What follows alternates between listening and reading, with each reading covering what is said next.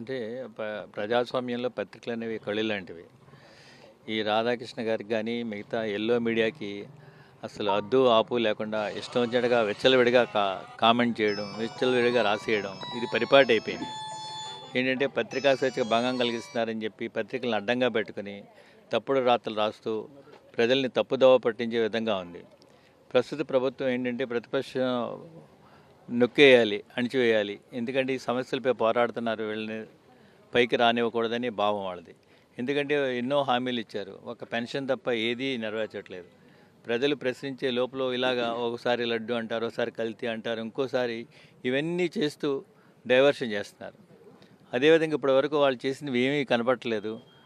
ఆ నాయకులు టీడీపీలో ఒక టీవీ ఛానల్ వ్యక్తిని చైర్మన్ పదవి వచ్చింది. ఇప్పుడు ఈ రాధాకృష్ణ గారికి ఏమి ఇవ్వలేదు. ఆయన కొంచెం అసహనంగా ఉన్నాడు. ఎలాంటి రాసి మెప్పు పొంది ఏదో సాధించాలని చెప్పి ఆయన ఉద్దేశం. సో వెంటనే రాధాకృష్ణ అరెస్ట్ చేయాలి, తగిన చర్యలు తీసుకోవాలని చెప్పి మేము మా పార్టీ తరఫున మేము అందరం తరఫున కోరుతున్నాం. అందులో ఏమాత్రం డౌట్ లేదు సార్, డైవర్షన్ చేయడానికే రాజధాని అని చెప్పేసి ఇప్పటివరకు చంద్రబాబు నాయుడు గారు 300 లక్షల కోట్లు తెచ్చాడు. ఏం చేశాడంటే ఏం చెప్పడు. మా గవర్నమెంట్లో 5 సంవత్సరాల్లో 300 లక్షల కోట్లు తీసుకొచ్చి 2,273,000 కోట్లని డీబీటీ నాన్ డీబీటీతో ఇచ్చాం. సో ఇప్పుడు ఈయన 5 సంవత్సరాలు కాదు, ఇంకా 2 సంవత్సరాలు కూడా అవ్వకముందే 300 లక్షల కోట్లు అప్పు చేశాడు. ఏమైంది తెలియదు, ఏం చేశాడో తెలియదు. పోనీ ఏమైనా సంక్షేమ పథకాలు ఇస్తున్నాడంటే అది కూడా లేదు. ఏంటంటే కేవలం ఒక్క పెన్షన్ ఇచ్చి నేను ఏదో గొప్ప సాహసం చేశాను, నేను ఇచ్చేస్తున్నానని చెప్పి ఉద్ధరిస్తున్నాను అని చెప్పి ప్రజల్ని ప్రలోభపెట్టి ప్రతిపక్షాల మీద నిందలు వేసి కాలం గడుపుతున్నాడు. ప్రజలు రానున్న రోజుల్లో ప్రజలు గట్టి బుద్ధి చెప్తారని చెప్పి నేను భావిస్తున్నాను. ఏబిఎన్ రాధాకృష్ణ చేసిన వ్యాఖ్యలు నిరసిస్తూ రాష్ట్ర వ్యాప్తంగా వైఎస్ఆర్సీపీ ఆందోళన జరిగింది. రాజమండ్రిలో కూడా మొత్తం వైఎస్ఆర్సీపీ శ్రేణులంతా కలిసి వచ్చి ఆంధ్రజ్యోతి కార్యాలయం ఆందోళన నిర్వహిస్తున్నారు.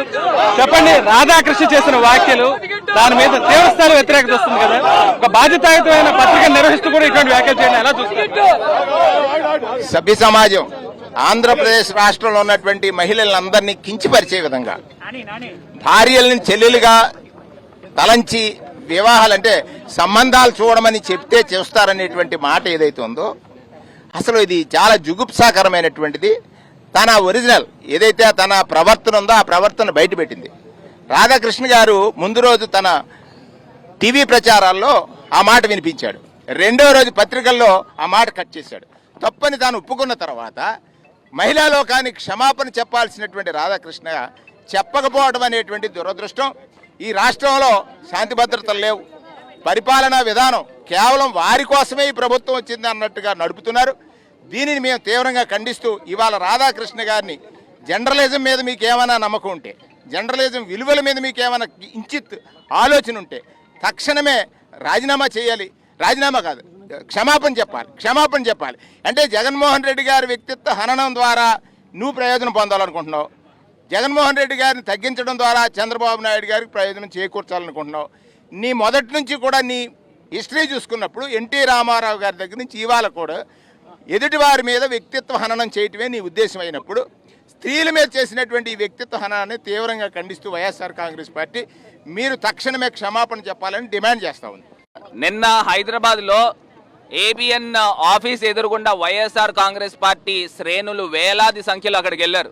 నిజంగా అక్కడ నీకు జరిగిన పరాభవము నువ్వు అది చూసి ఎంత సిగ్గుతో తల ఉంచుకోవాలో హైదరాబాద్ నడిబొడ్డులో నీ ఆఫీస్ బయట మేము చేసిన ఆందోళన, నువ్వు ఇమీడియట్గా వైఎస్ఆర్ కాంగ్రెస్ పార్టీకి సుమారుగా 1,30,00,000 మంది ప్రజలు ఓట్లేశారు.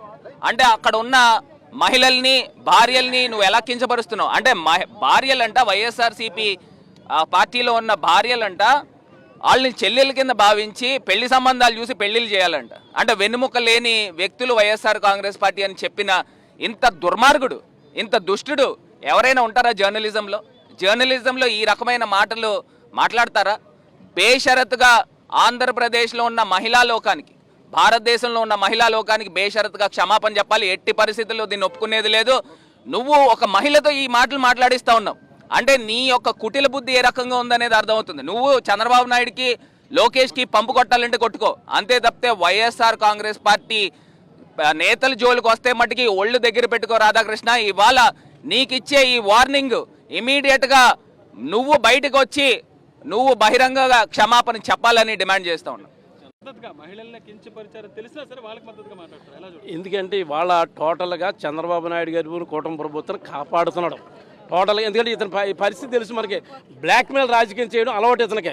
గతంలో ఒక సైకిల్ వేసుకుని తొక్కొచ్చి, గతంలో రోసయ్య గారు చెప్పాడు సైకిల్ చైన్ ఊడిపోతే లోపలికి వచ్చి ఆఫీస్కి చేతులు కొడుకునే రాధాకృష్ణ ఇవాళ వేలాది కోట్లు ఎలా సంపాదించాడు అంటే బ్లాక్మెయిల్ చేసి రాజకీయం చేసే వ్యక్తి నువ్వు. ఇవాళ తక్షణం మహిళల తరపున మహిళలకు క్షమాపణ చెప్పాలని మేము డిమాండ్ చేస్తున్నాం. ఏబిఎన్ రాధాకృష్ణ అంటే జర్నలిజం ముసుగు వేసుకున్నటువంటి తెలుగుదేశం పార్టీ కార్యకర్త. అందులోనూ కూడా చంద్రబాబు నాయుడు మీద ఏగ వాళ్తే సహించలేని వ్యక్తి. కానీ ఎదుటి వ్యక్తి పైన ఏ రకంగా అయినా కూడా అబండాలేస్తారు. దానికి నిదర్శనమే ఈ రోజున వైఎస్ఆర్ కాంగ్రెస్ పార్టీకి సంబంధించిన మహిళల మీద ఏ రకంగా మరి వ్యాఖ్యానాలు చేశాడు అన్నది మనం చూస్తే తెలుస్తుంది. ఒక జర్నలిస్ట్ అయ్యుండి ఈ రకంగా చేయడం బహుశా భారతదేశ చరిత్రలోనే ఎక్కడ ఎవరూ కూడా చేసి ఉండరు. తక్షణమే ఏబిఎన్ రాధాకృష్ణ మహిళా లోకానికి అందరికీ కూడా క్షమాపణ చెప్పాలని వైఎస్ఆర్ కాంగ్రెస్ పార్టీ తరఫున డిమాండ్ చేస్తున్నాం. బ్లాక్మెయిల్ చేసే రాధాకృష్ణ ఎలాంటి తప్పుడు ప్రచారాలను చేస్తాడు. లడ్డూ దగ్గర నుంచి ఉమెన్ ట్రాఫిక్ అన్నాడు, ఇవన్నీ రకరకాల నిందలు. తన బ్రతుకేమిటో తిరిగి ఒకసారి వెనక్కి తిరిగి చూసుకోవాలని చెప్పి నేను కోరుతున్నాను. తన బ్రతుకేంటనేది తను ఒకసారి చూసుకుని నువ్వు ఎక్కడి నుంచి వచ్చావు, నువ్వు ఎలా ఏ స్టేజ్కి వచ్చావు, నువ్వు ఎలా సంపాదించావు, నీ మీద కమిషన్ వేయాలని చెప్పి నేను కోరుతున్నాను. మరి ఈరోజు రాధాకృష్ణ గారు చూస్తే ఈరోజు జగన్మోహన్ రెడ్డి గారు ప్రెస్ మీట్ పెట్టి మరి మావిగన్ అన్న దాని మీద ఒక క్యాపిటల్ ప్రతిపాదిస్తే బాగుంటుందని చెప్తే మొత్తం ఆంధ్ర రాష్ట్ర ప్రజలందరూ బాగుంది కదా అని మంచి ఆలోచన అందరిలో కలుగుతున్న టైంలో ఏదో డైవర్షన్ పాలిటిక్స్ తీసుకురావాలని ఈరోజు మరి జగన్మోహన్ రెడ్డి గారు సపోర్ట్ చేసిన మహిళల్లో మరి ఎవరైతే సపోర్ట్ చేస్తున్నారో మరి వైఎస్ఆర్ కాంగ్రెస్ పార్టీ వాళ్ళ భార్యల్ని వాళ్ళందరినీ కూడా మరి చెల్లెల కింద భావించి పెళ్లి సంబంధాలు చూడమంటారా? అసలు ఏమనుకుంటున్నారండి? ఈరోజు మహిళా లోకం అంటే నోరు మూసుకు ఊరుకుంటుంది అనుకున్నారా? ఈరోజు మహిళలు తలుచుకుంటే మీకు ఖచ్చితంగా మరి బుద్ధి చెప్తారని కూడా నేను ఈరోజు తెలియజేస్తాను. మీరు అన్నం తింటున్నారా, గడ్డి తింటున్నారా? ఈరోజు మహిళల్ని ఈరోజు రాజకీయాల్లోకి తీసుకొస్తారా? ఖచ్చితంగా ఇమీడియట్గా వచ్చి మరి మహిళలకి క్షమాపణ చెప్పాలని కోరుకుంటున్నాను.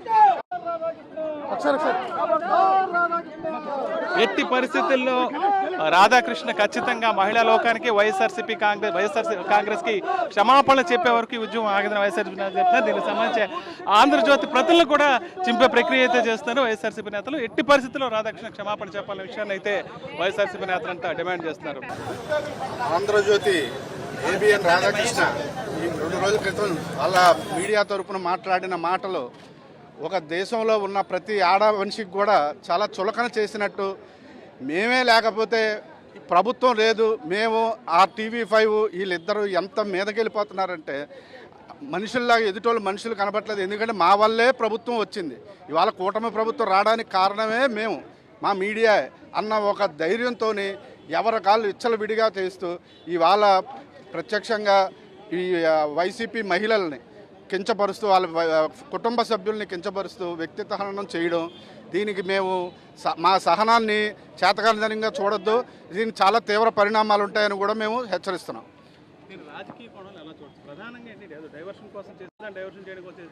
అంటే జగన్ గారి యొక్క ఆయన వ్యూహం మావిగాన్ రూపంలో ప్రజల సామాన్యులు కూడా వెళ్ళే పరిస్థితి చూసి అసలుకే ఎసలవుతుందన్న భయపడి మరి అధికార మదంతో తన నికృష్ట రూపాన్ని బయటపడుతూ ఇలా రాధాకృష్ణ గారు మొత్తానికి ప్రపంచంలో ఉన్న జర్నలిజానికి మతం తీసుకొచ్చే మాట మాట్లాడాడు.